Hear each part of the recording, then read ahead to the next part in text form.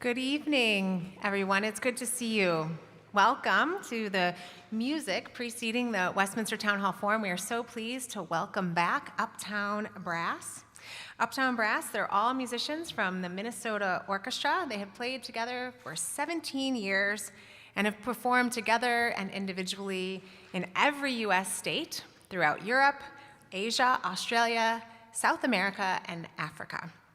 These 5 brass virtuosos have been members of the Empire Brass, Canadian Brass, Meridian Arts Ensemble, and Dallas Brass. They have performed in major concert venues worldwide and with all the leading U.S. orchestras, including the New York Philharmonic, Philadelphia Orchestra, San Francisco Symphony, Cleveland Orchestra, Boston Symphony, the LA Philharmonic, and the Chicago Symphony. Incredible. We are so overjoyed to welcome them this evening. Won't you please join me in welcoming Uptown Brass?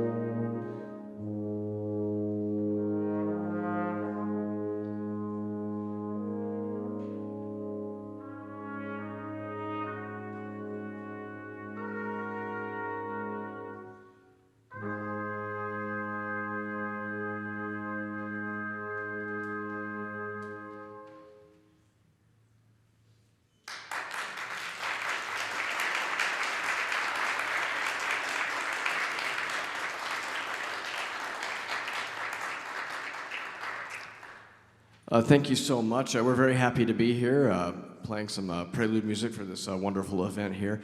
My name is Charles Lazarus, and we have Michael Gast here on the French horn, and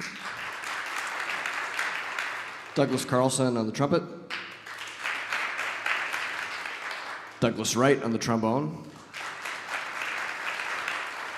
The two Dougs, we get them mixed up quite a bit. We just call them Doug. And Steve Campbell on the tuba. But we started out with some Renaissance music when, from very early days, our brass instruments were the popular instruments for parties and continue to be so today. And that was a piece called Canzone Bergamasca by Samuel Scheidt.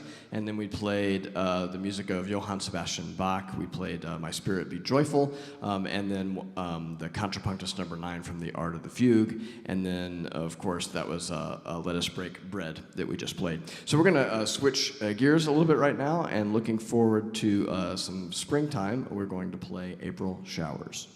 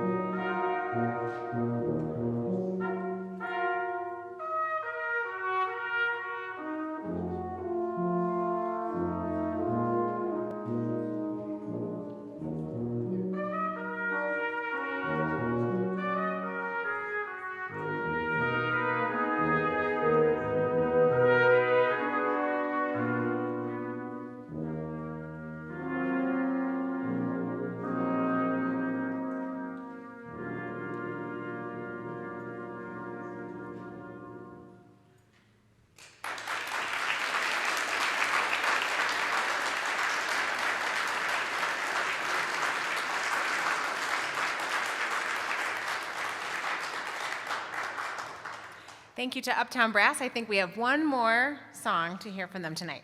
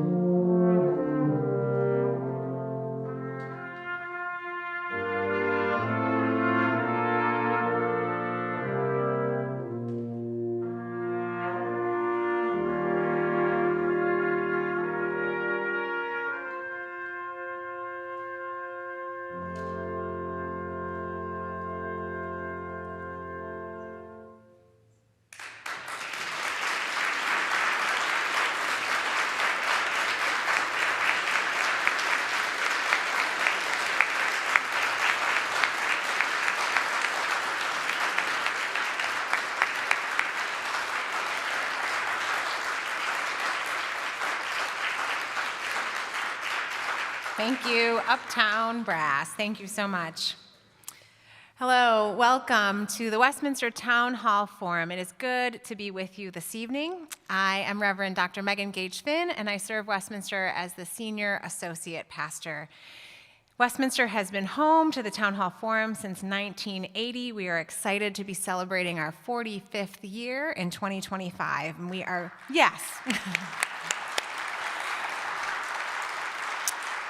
We are so grateful that you're here. We hope that you'll take time after the program to explore the church's spaces, tour the art gallery, stop by the library, and of course, meet in Westminster Hall for breads and spreads reception and continue the conversation.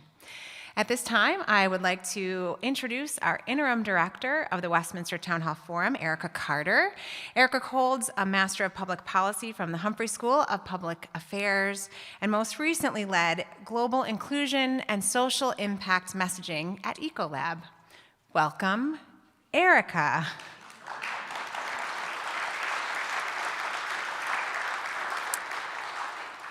Thank you. And now I would like to introduce this evening's guest moderator, Westminster's own, the Reverend Margaret Fox, who serves Westminster as Associate Pastor for Adult Ministries. Margaret holds a bachelor's degree from Yale University, a master's of theological studies from Harvard Divinity School, and a Juris Doctor and Master of Divinity from Yale Divinity School. And she has served on the pastoral staff here at Westminster since 2022. Yeah, 22. Please join me in welcoming this evening's guest moderator, Margaret Fox.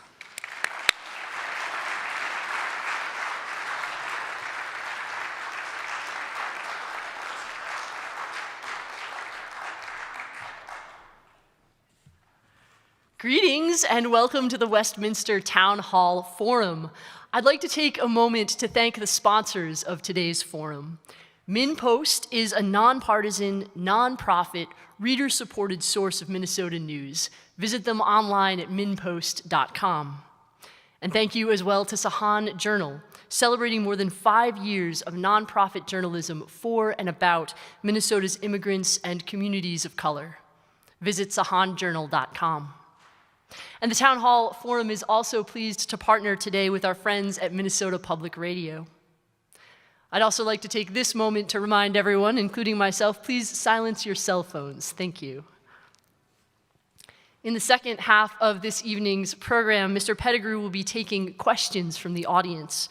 Those of you with us in the sanctuary will have a blank question card in the program that you received as you came in. Please use that card to record a question for our speaker. Ushers will collect them during our question and answer period. And if you're watching online, please go ahead and submit your questions using the chat feature.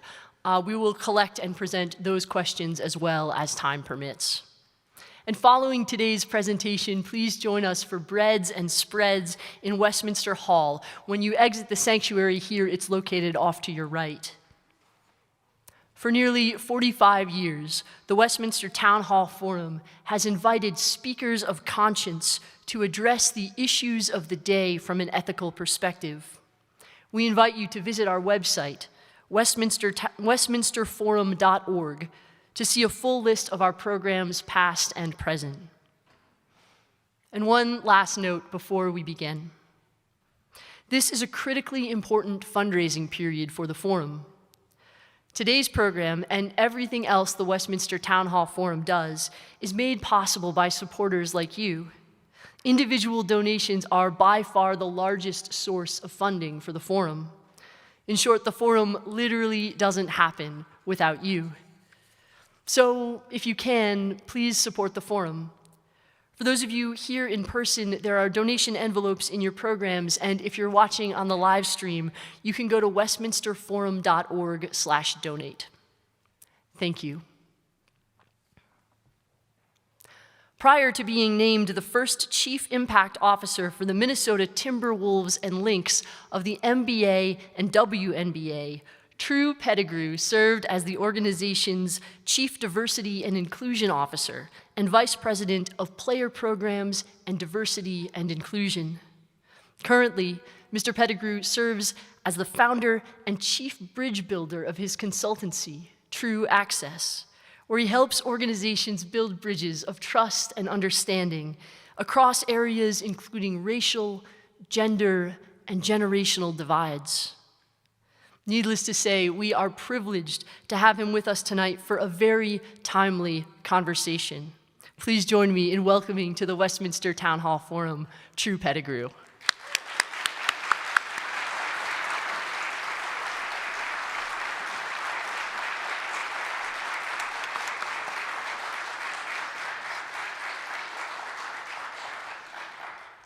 Hello, everyone. How y'all doing tonight?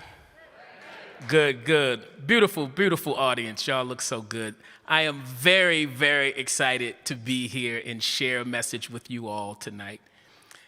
As a community bridge builder, which is what I am proud to be, I have learned to embrace the calling and the responsibility that comes with that, right? And that calling and responsibility is to help people to build those bridges of differences across all of the divides you just heard, whether it be racial, generational, gender, political, or relational divides of any kind. And that is not always easy. It is not always an easy thing to do. So as I'm sharing my message with you all this evening, it is my hope and my desire that I can provide you with a sense of hope and optimism before we leave here on how to be able to build bridges across those differences. I think we found ourselves at a point in time in our nation's history where we are seeing some of the greatest levels of division that we've ever seen. Some sources would suggest that we are experiencing the greatest level of division that we've seen since the Civil War, and that's scary to think about that. And so the question becomes, how do we move forward? How do we move forward with hope and optimism?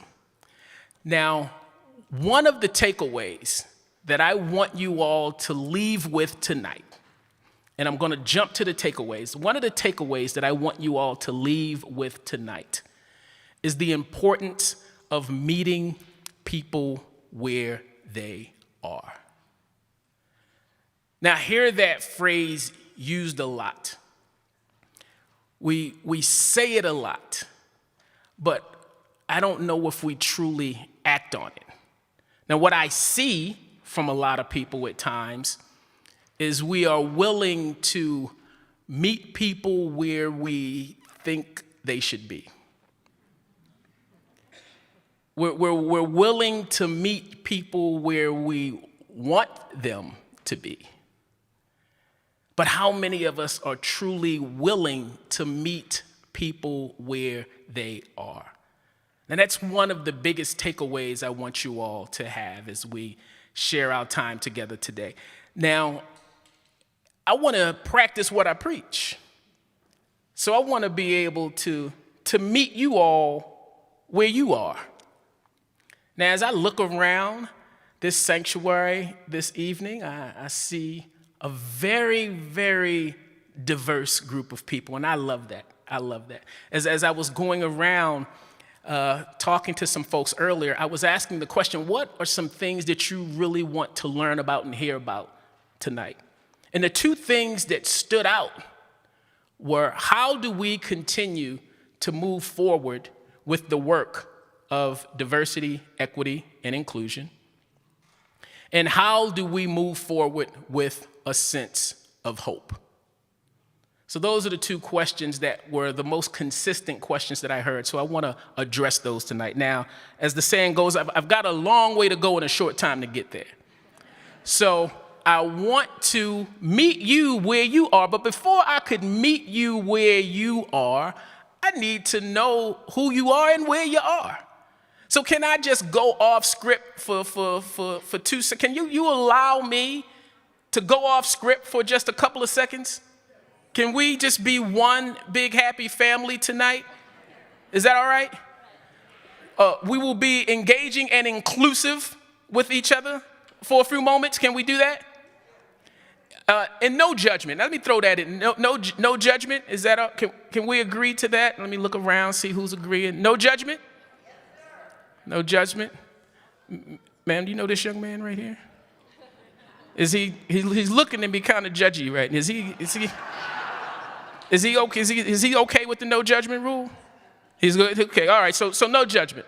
All right. So I typically like to do a vibe check, an audience check, to get an understanding of who I'm talking to. It's important to know your audience so I can meet you where you are. And then normally it's a call and response. But I'm going to I think you can learn a lot about people from the music that they like. Right? Now, I can't sing, but that's all right. I've got a lot of confidence. So I'm going to just get a sense of who's in the building tonight. Now, but I need your participation.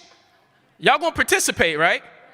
Now, if you know the song, I need you to join in. It's going to help me understand who's in the building. If you know the song, join in. I got your agreement? All right, I'm just going to see how diverse this audience is. Okay. Let me see. What's a good one to start off with as I look around?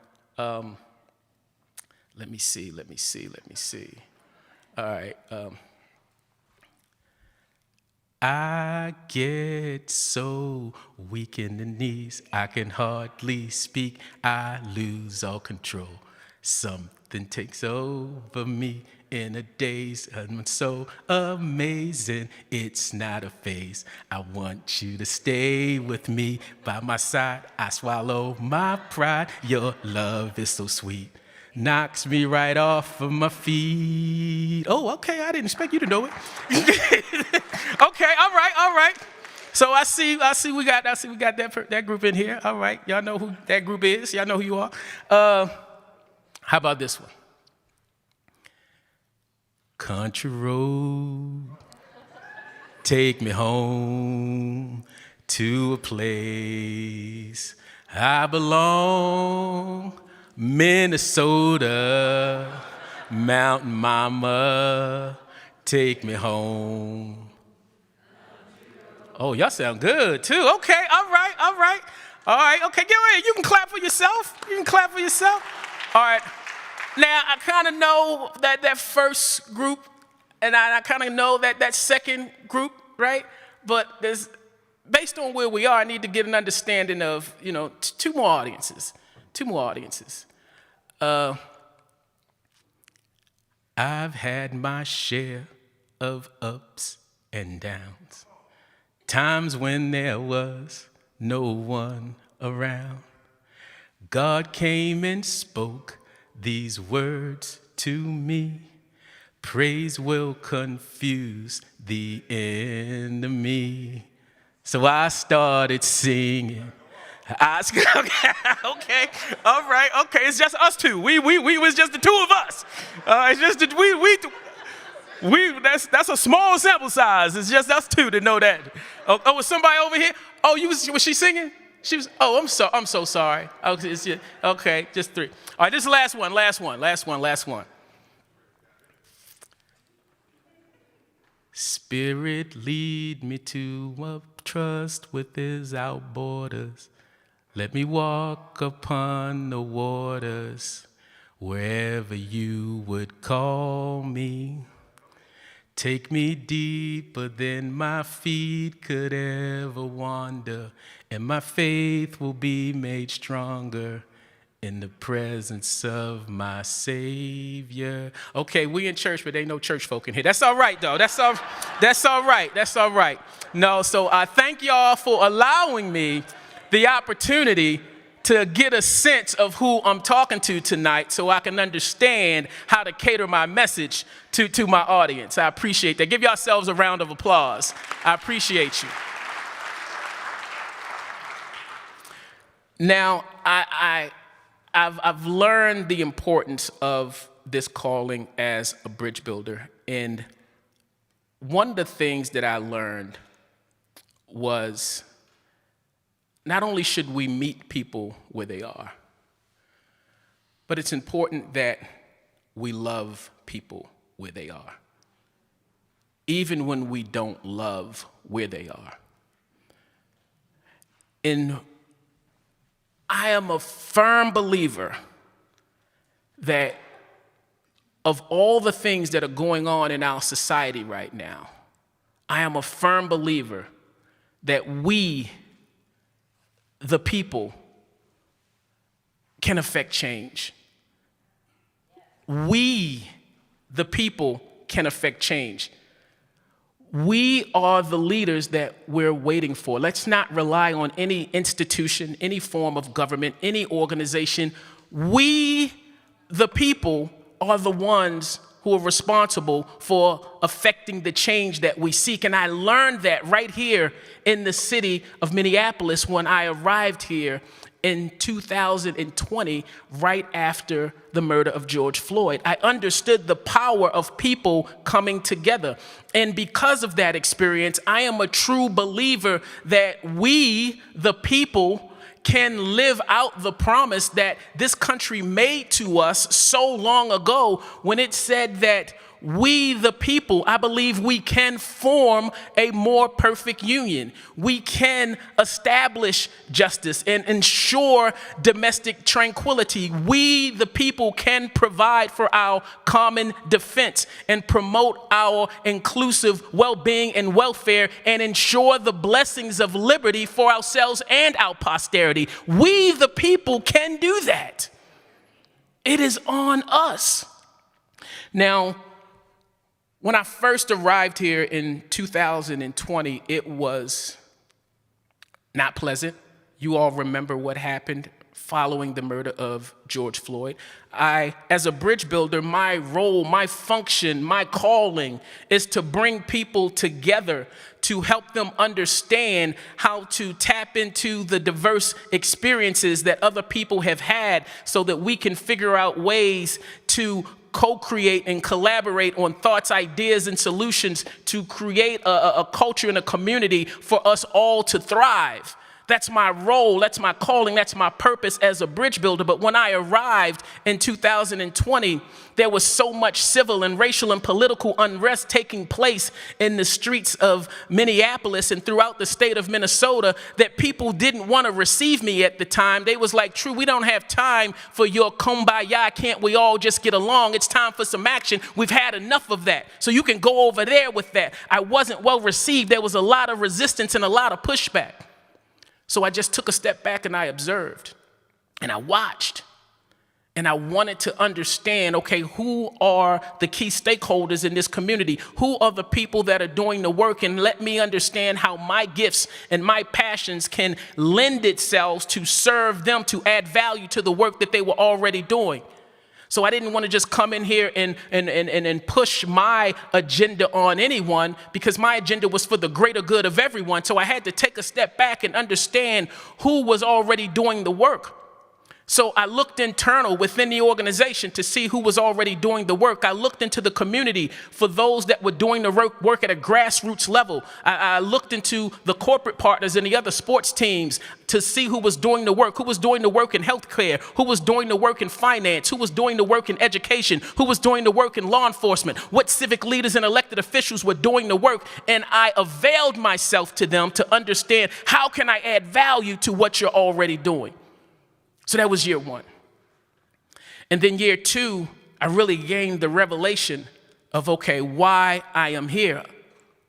Because as a bridge builder, I realized that although so many people were doing phenomenal, incredible work, a lot of them were doing the work in silos within their specific discipline, but I had an incredible platform that was available to me in the Minnesota Timberwolves and the Minnesota Lynx. So I began inviting people to join me at games in the team suite. Not too many people turned that down.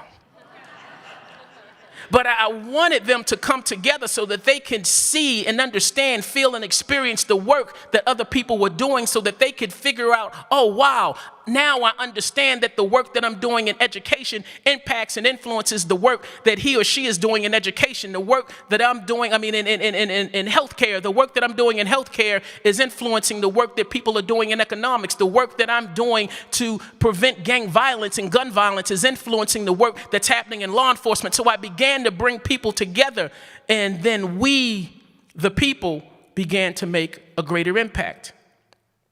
And so then in year three, when I gained some levels of trust and credibility, I began focusing on how can we all come together to make a greater social impact, a greater community impact, a greater cultural impact, and a greater economic impact. And the results spoke for themselves. Now, after I spent my time here in Minnesota with the Timberwolves and the Lynx, that summer, just this past summer, I decided that I wanted to read a document that had so many people up in arms. I'd been hearing so much about it. So I took that summer to read a document some of you may have heard about called Project 2025. Yeah, somebody said Lord. They ain't say Lord, they said Lord. And when I read that document, it affected me in a way that I didn't expect. I got a little discouraged, a little concerned. I felt exhausted just thinking about what would become of our nation if these things actually manifest. Now, someone asked me earlier about, okay, how do you maintain a sense of hope during these times? And how do you continue to do the work of diversity, equity, and inclusion? And it was in that moment that I think I gained the answers to those questions. Because I was not myself after reading that, and my wife noticed it and pointed it out to me. Been married to my beautiful wife, Tamika, for 23 years. And she said, hey, you're not yourself. What's going on with you? And I explained to her why I was so disheartened and so discouraged. And so she had to remind me who I was and whose I was. And she reminded me that I had been here before. She reminded me of all of the tragedy and the adversity that I had overcome from my time growing up in Baltimore to the time that I was here in the Twin Cities as Chief Impact Officer for the Minnesota Timberwolves and the Minnesota Lynx. The adversity that I had overcome, the things that I had accomplished. She reminded me that that's not who I am. And so what had happened is I allowed myself to be consumed by the content and the messaging of that document. I allowed myself to be consumed by the messaging that I was hearing on the legacy media networks and the social media networks. I allowed myself to be consumed, and that took me to a place that was inconsistent with who I am. And so I had to course correct. And so to answer the question of the person or the people that asked about how do you maintain a sense of hope, I had to start filling myself with messages of hope and remembering the promises that have been placed on and over my life. And I want to share those messages with you because they don't just apply to me. They apply to each and every one of you in here tonight. These same promises have been placed on my life, have been placed on your life. I had to take a step back and remember that greater is the one that is in me than the one that is in the world. I had to take a step back and remember that no weapon formed against me shall prosper. I had to take a step back and remember that I cannot grow weary of doing good works because I will reap a harvest in due time as long as I do not give up. I had to take a step back and remember that above all things, I need to guard my heart because it's the things of the heart that will dictate the course of your life. So I was allowing my heart to be filled with fear and confusion and dismay. And those were the things that were dictating the course of my life. So above all things, and this is the creator of all things that's delivering this message, so he would know. And he said that above all things to guard your heart. So I began protecting my ear gates and my eye gates, what I was allowing into my body, into my system. And then I allowed my heart to be filled with hope and optimism and empathy and understanding. And those became the things that dictated the course of my life. And I remembered the actions that I took when I was here in Minneapolis to affect change with a lot of the same people that are in this room tonight. And that was one of the other things that I had to remind myself of, is that we've all heard the saying or the phrase, you reap what you sow. Now, I think what goes unmentioned with that principle and that promise, yes, it is true that you reap what you sow, but you also only reap when you sow. So if you're not sowing seeds of hope and optimism and compassion and empathy and understanding into others, you cannot expect to go out into the field and reap that harvest. That's like expecting an apple tree to grow when you never planted the apple seed. Now, there's one more piece to that principle. Yes, you reap what you sow, but you only reap when you sow. But this is my favorite part. You always reap more than you sow. Because if you were to plant an apple seed, how many apples do you think you're going to get? I don't know the answer, you don't know the answer, but it's going to be more than one. They're going to grow an apple tree that could feed generations. And so I think back to my time here, and what I began doing was just doing the work, putting my head down and just doing the work, sowing seeds of hope and optimism and empathy and understanding. And to any and everyone that I came into contact with, sowing seeds of hope and optimism and empathy and understanding, and to the people that are part of the Minnesota Timberwolves and Minnesota Lynx organization. And then I look up 4 years later, and you can consider that a long time or a short time, but it's relative. I started in 2020 in some undesirable situations and circumstances. But when I looked up in 2024, when I finally knew I could move on because I heard those words, well done, then I looked up in that same year.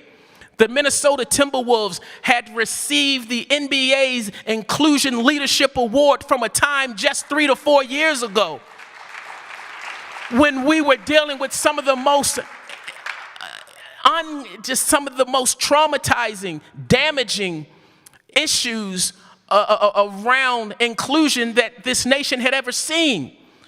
That same year, one of our star players, Carl Anthony Towns, received the Kareem Abdul-Jabbar Social Justice Champion Award.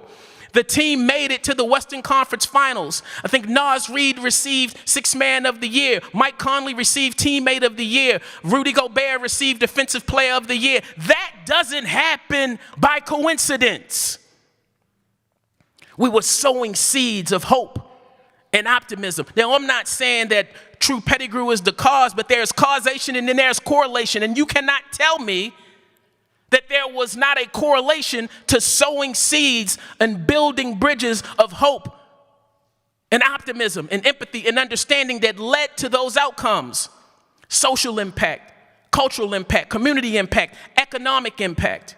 Now, what I realized also is because of the resistance that I was receiving when I first arrived, and this is something that I want you to all understand, what we need to do to course correct, to ensure we are building the bridges that are necessary to reunite the state of America, it's going to require a great undertaking. And this is the thing I know about greatness. Greatness, by definition, is accomplishments and achievements above and beyond what is considered normal. So if you're doing anything above and beyond what is considered normal, most people aren't going to understand it because to them, it's not normal. So when you are tapping into the greatness that is inside of you, expect the resistance and the pushback. You have to expect it, but you have to continue to do the work. Because that promise that applies to me applies to you as well. Do not grow weary of doing good work because you will reap a harvest in due season. If you what? Do not give up. Do the work. Even in the face of adversity, even in the face of resistance and pushback. That should be the expectation. That's probably how you know you are doing the right thing, is when you're getting the resistance and the pushback. So in order to tap into that greatness, it is going to require you to be willing to do the things that other people won't do. The other thing that I learned about greatness, and I'm so grateful for the people in here that helped me learn this on this journey of building bridges, is we all have incredible gifts and talents. And I think we believe that our greatness is tied to our ability to do things that other people can't do. But I'm here to tell you that that's only part of it. Your greatness has much more to do with your willingness to do what other people won't do than it has to do with your ability to do what other people can't do. So tap into your greatness. And so I'll close with this in saying the answer to how we continue to move forward with doing the work of diversity, equity, and inclusion. I want you to understand diversity by definition. So a couple of things I want you to start doing and stop doing. One is stop just referring to it as DEI. It is diversity, equity, and inclusion. Because I want you to tell me that you do not embrace diversity, which by definition is the state of being different. That's the definition of diversity. It is the state of being different. And if you want to do away with diversity, good luck. It is simply the state of being different. There is difference with every single one of us in this room right now. Now, the three primary forms of diversity are identity diversity, experiential diversity, and cognitive diversity. It is not relegated to race or gender or religion or sexual orientation. It is the state of being different. So I'm gonna say the words because I want you to tell me you do not embrace diversity. You want to do away with diversity. Good luck with that. Now, the identity diversity is what we see. We believe we know someone's race by the color of their skin. We believe we know someone's gender by how we've been conditioned to identify gender. We believe we might know their age by how old or young they look, right? So it's clear, like, so when you all look at me, I think we'd all agree that what you see is an extremely good-looking young black man, right? That's the identity diversity, right? That's what you see.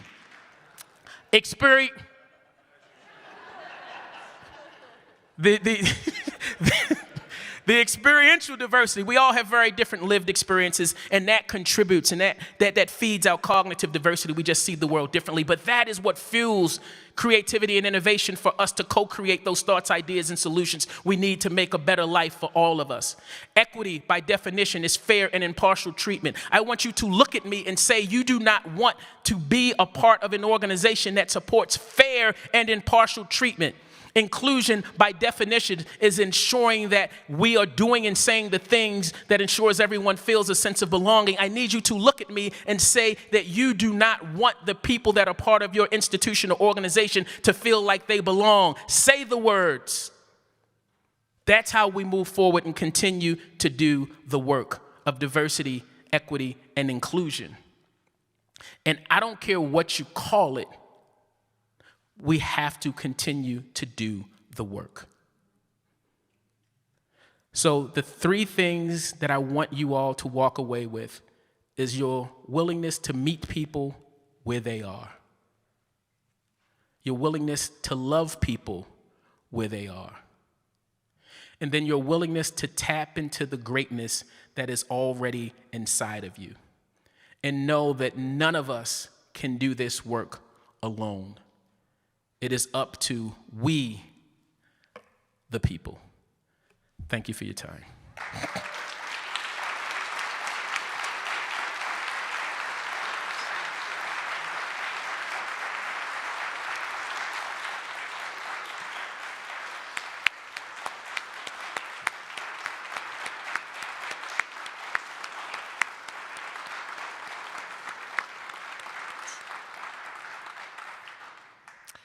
Well, thank you, Mr. Pettigrew.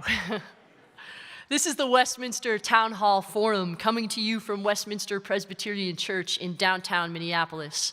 I'm Margaret Fox, Associate Pastor for Adult Ministries at Westminster and guest moderator for this evening's forum. Our speaker today is Minnesota Timberwolves and Minnesota Lynx Chief Impact Officer, Empowerment Consultant, and Bridge Builder, Tru Pettigrew.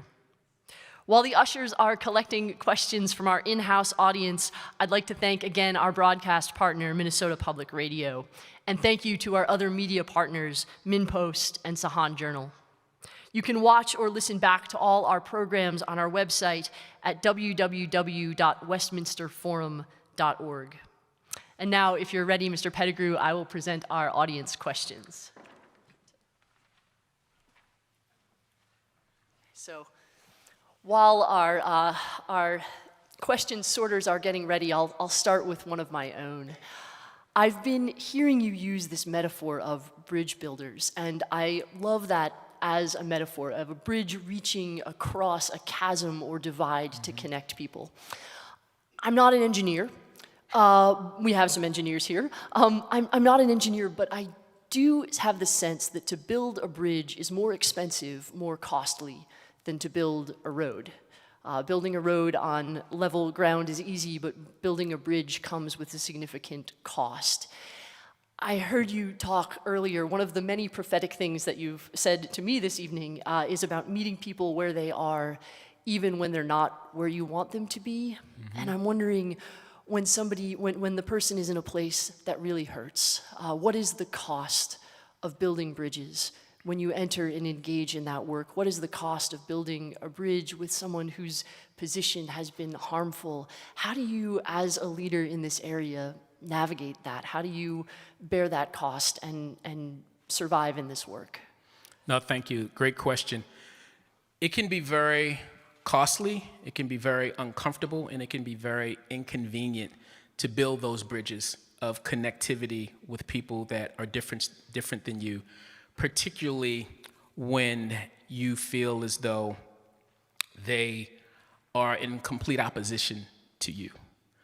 Now, one of the things that I've learned on this bridge building journey is that although there is a cost, that temporary sting of discomfort and inconvenience that you may feel, that cost pales in comparison to the cost of the consequences that we all collectively feel when you choose not to build that bridge. When you think about the purpose of a bridge, and I'm big on understanding the purpose, a bridge exists, and you reference this, to connect us from points that are otherwise or seemingly impassable. So it helps us to get from one point to another. And without that bridge, we minimize and eliminate access, connection, and transformation in the lives of ourselves and others. It's the purpose of a bridge. But the other thing about a bridge is when you see a bridge, it's usually elevated. And it's not elevated so that we as the bridge builders can look down upon other people. It's elevated so that we can have a greater vantage point to see where the real issues lie in an effort to help elevate the lives of others. So the cost of not building that bridge is much greater than that temporary inconvenience and discomfort you may feel from doing the work to build that bridge. Wow, thank you. That is beautiful. We actually have a related question that's come in from our audience. Would you be open to sharing a time when you struggled with maintaining a broad umbrella to work with stakeholders that you disagreed with for the sake of a greater cause? Oh, absolutely. It's a list. No, I remember when I first started working with law enforcement. I first started working with law enforcement back in 2014. It was August of 2014, right after Mike Brown was shot and killed in Ferguson. And I remember walking through the doors of my local police department in Cary, North Carolina, to express my fears and concerns for the safety of my own son, because I had experienced excessive force by police growing up in Baltimore, time I spent in LA. And then as my work with law enforcement began to grow, I began going to different police departments across the state of North Carolina and across the country. And most police departments are predominantly white males. And so when I would go into some of these departments and agencies as a black male, positioned to educate them about diversity, equity, and inclusion, there was so much resistance, not only from the members of law enforcement, but from members of the black community. Everything from I was sleeping with the enemy, I was a sellout, I was an Uncle Tom, in an effort to help create a better life for everyone. And even the members of law enforcement were resistant to me because they had projected on me what they thought I was going to say. They thought my only role was to stand before them and accuse them of being racist or sexist or homophobic. But I had to, instead of getting defensive, instead of becoming apathetic, you may laugh, but I drew, God is amazing. I drew upon a lesson that I learned in science. Now, don't judge me, I didn't always go to science class, but this one day that I went, the lesson was light and dark, and we learned the definitions of light and dark. And I learned that the definition of light was a natural substance that reveals things. Light doesn't show you anything new. If we were to turn off all the lights in this sanctuary right now and then turn the lights on, all it's going to do is reveal what is already here. It's a natural substance that reveals things.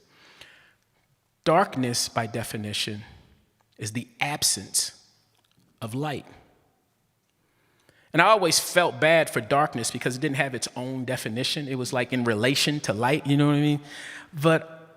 And when I realized that I was called to be light in the world, and I understood those definitions, as people not just members in the Black community, not just members in law enforcement, but as anyone would approach me from a place of darkness, and processing the definition of darkness being the absence of light and that I was called to be light, I felt like God was saying to me, this person has an absence of light. Your whole reason for being there is to fill that void and be the light for them. And so that was really how I know that was the transitive property of equality, and you take all of these things and put them together, but that's how I thought about it. Wow.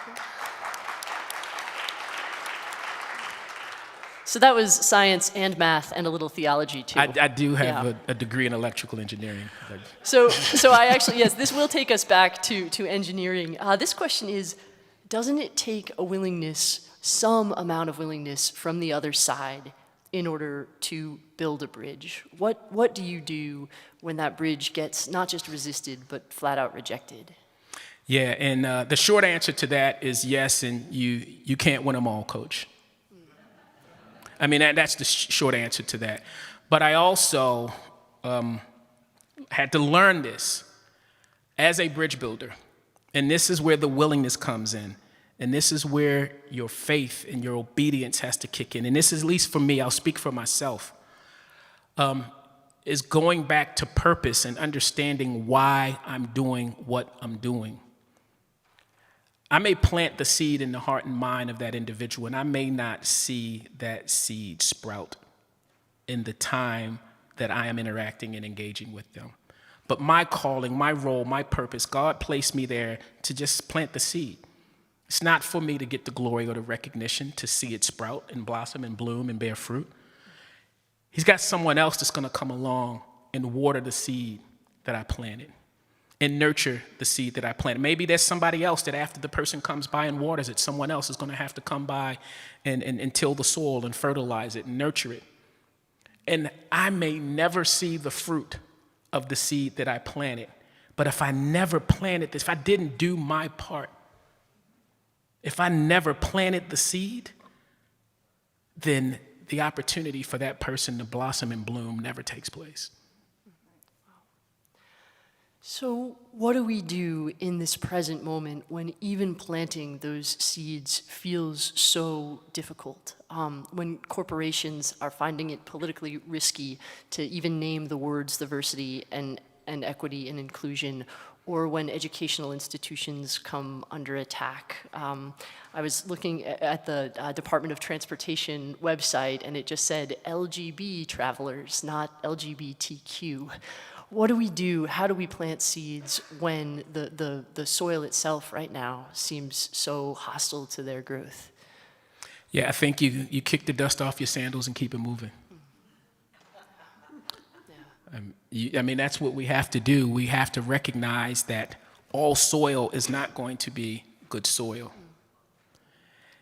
And we have to be willing to put forth the effort and know that if it doesn't pan out, then they are going to be the ones that will have to deal with the consequences of their choice and their actions.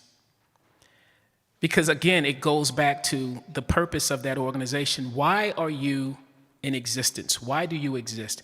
If you have people in your organization and you are not willing to invest in those people to help them understand how to best coexist with people of difference, I just feel like that business is on a path of destruction. They are going to feel the consequences of that act because it's people. We somehow feel like diversity means black or people of color or brown or gay or women. It's the state of being different. That is the definition. And if you aren't helping people understand how to coexist with people of difference, your business, your institution, your organization is on a road to ruin. That's one of the things I've really appreciated in this conversation is understanding diversity, equity, and inclusion as part of a much larger set of understanding of how we relate to one another, how we do business with one another, not just as a label that gets attached to a certain line of work. That's been helpful for me in opening up the understanding of this present moment. We have had a question about how we respond when we see people move back from that bridge building stance. Do you support boycotting companies that have removed their diversity and equity and inclusion programs or practices? Do you support that as a way forward in this time? Oh, no, that ain't tough. I was like, yes. Okay. I absolutely support it. Look, we all have free will. And the beautiful thing about free will is that we are all free to make whatever choices and decisions we want to make in life. But none of us, not one of us, are free from the consequences of our choices. So I do support it. We all have a part to play. We are all, and this is why I say, do the work. Understand what you have been called to do and do that. Do not allow all of this information that you're hearing and seeing and receiving to cause you to feel overwhelmed and cause you to do nothing. That's part of the purpose. That's part of the intent. Understand what you've been called to do, what you've been gifted to do, what you are purposed to do, and do that. And if it is boycotting, do that. If it is sharing your voice on a media platform, do that. If it is writing a book, do that. If it is advocating on behalf of marginalized people, do that. Whatever it is, do the thing that you have been called to do. And don't feel overwhelmed in thinking that you have to do it all, because we are all different body parts of the same body. And if one part of this body is not performing, it affects the performance of the entire body. So I'm not the protester, but I need the protester to protest. I'm not the activist, but I need the activist to Yeah, right? We all, I look at Martin and Malcolm. Martin was much more of an advocate who would get invited and had a seat at the table to talk about how we're going to resolve issues. Malcolm was much more of an activist and a disruptor out there causing problems in those streets.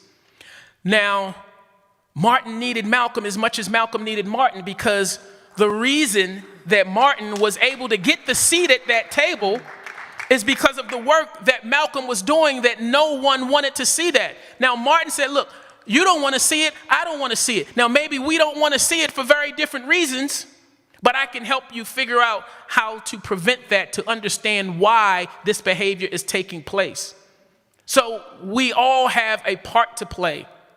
Gain clarity of purpose and understanding why you have the gifts that you have been given, and do your part. If you're a shoulder, be the shoulder. If you're an elbow, be the elbow. Because if I'm an ankle and I'm hurting, I'm suffering, I'm sore, try to walk without me.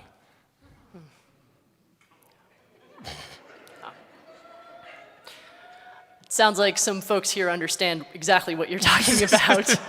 And you've actually, you've answered somebody else's question here. They said, how can I participate in this work? And then in parentheses, I can't sing, which I think means I can't do what you're doing. Well, no, they said you could sing. So. Oh, is that right? Yeah. Oh, God bless their heart. Absolutely. Yeah. So I want to shift a little bit to ask you, one thing that I've seen in your written work and that I've heard from you here tonight is just what a collective effort this work is. It's not one person doing it alone. You're embedded in community. That was how you got your foothold here in Minnesota. That's how you've been doing this work throughout your whole career. I'm wondering, the people that you're working with now, how is this moment affecting them, others who are laboring in the same field? And how have strategies shifted? What support is needed? What are you seeing in your broader community in this present moment? This is definitely a team effort. I mean, it's that collective body that I just talked about. When I first arrived in Minneapolis, I knew one person. And he reached out to me early, apologized he couldn't be here tonight. His name's Greg Cunningham. He works at U.S. Bank. And I didn't know, and this is part of God's plan. I keep telling y'all, like God's plan for your life is much better than your plan for your life. I met Greg over 25 years ago. Only person I knew when I arrived. And then what I didn't know was the level of influence that he had in Minneapolis. So I believe I received borrowed equity from Greg just by being able to drop his name, quite honestly. Greg introduced me to James Burrows, who's here tonight. Shout out my brother, JB. What up, JB? And I thought Greg had influence. Man, JB, like, come on, man. Know everybody. And so I don't know if he really liked me. I think he only took a liking to me because Greg said I was cool, but he became my big brother. And a lot of the things that we were able to accomplish in the city of Minneapolis, in the state of Minnesota, and making the impact that we were able to make during my time here doesn't happen without Greg Cunningham, doesn't happen without James Burrows, doesn't happen without Mark Gorlick, doesn't happen without Kathy Island Madison, doesn't happen without Rod Young, doesn't happen without Bianca Dawkins. It doesn't happen without Rebecca Rabb. It doesn't happen without Nate. It doesn't happen without a lot of the people that I was fortunate enough to be connected with, because their skills, their experience, their expertise, their cognitive diversity, because they had diverse lived experiences than me based on their identity, it all taught me lessons that I needed to learn to be able to navigate this community to be effective. And so when I see and hear about the work that is continuing to be done, my heart is filled with joy. So you're experiencing joy in seeing and hope in seeing that ongoing work of this community that you're working with. Absolutely, and that's why I could stand before you today filled with hope and optimism, because I know where we were when I got here, and I know where we were when I left, and I see the progress that continues to be made. So I continue to be filled with hope and optimism for those reasons alone. And then I go back on those promises, right? And one of the promises that I continue to lean on is the pain that you are experiencing today. This is Romans 8:18, y'all. Cannot compare to the joy that is coming. I believe that. I stand on that. My job is just to continue to do the work and trust that that joy is coming. Now, I remember a reporter asked me during one of the times that I was working here and doing an interview, he said, "Does the work that you do make you happy?" And I really had to think about that, Freddie. And when I thought about it, the answer was no. Because it can be exhausting, it can be draining. The trauma of others, the vicarious trauma that you take on from some of the work that we are called to do, it does not always make me happy. But it does always bring me joy. That's beautiful. Thank you. So I'm curious about, in your time here in Minnesota in particular, entering into the arena of sports as kind of your starting point for doing some of this work. And it was not a field you'd worked in before. This was a new position for you. It sounds like it took a couple times for you to say yes to that work. But what did you find were some of the unique opportunities or challenges of having athletics as a starting place for what you were up to? The platform and how influential it is. It's like, you know how we started off this session with music and how much of a universal influencer music is? Sports is the same way. That's where you have people of all walks of life that will come together to cheer on and support a common cause. This platform was made available to me as a resource. The universal influence of sports. I mean, I couldn't have asked for a better platform.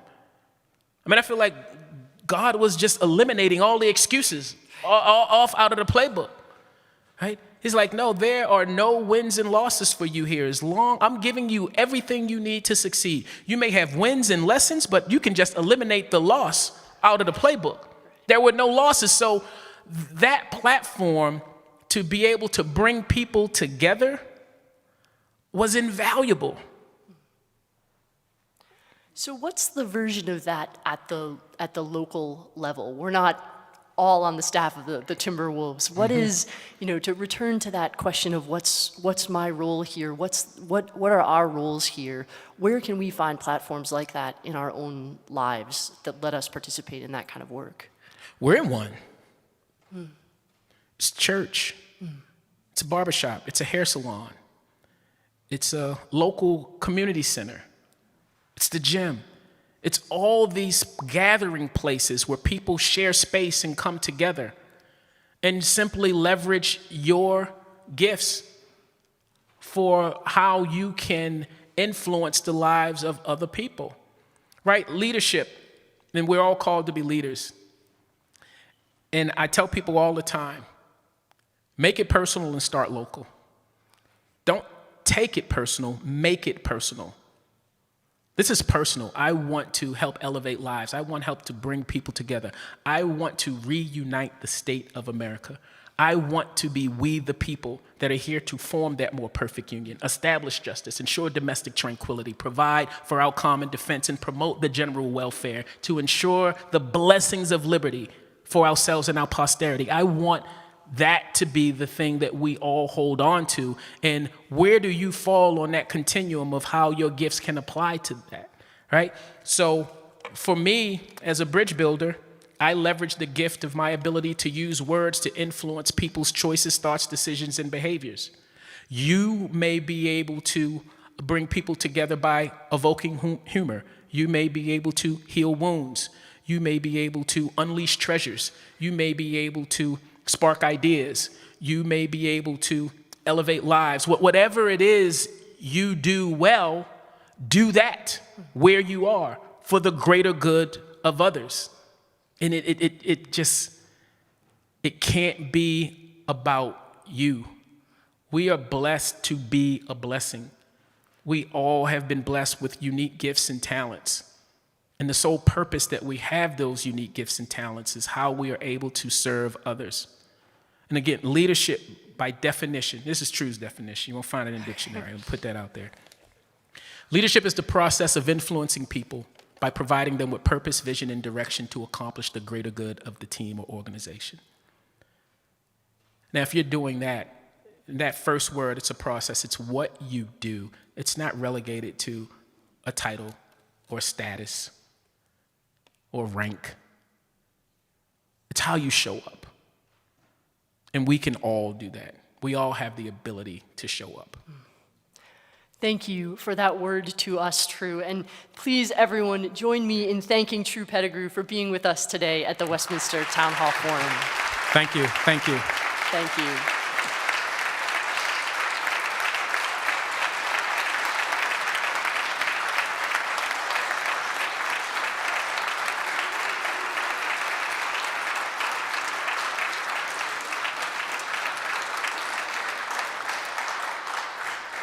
We invite those of you who are here with us in person to join us in Westminster Hall for breads and spreads. And thank you all. Please join us again at the Westminster Town Hall Forum.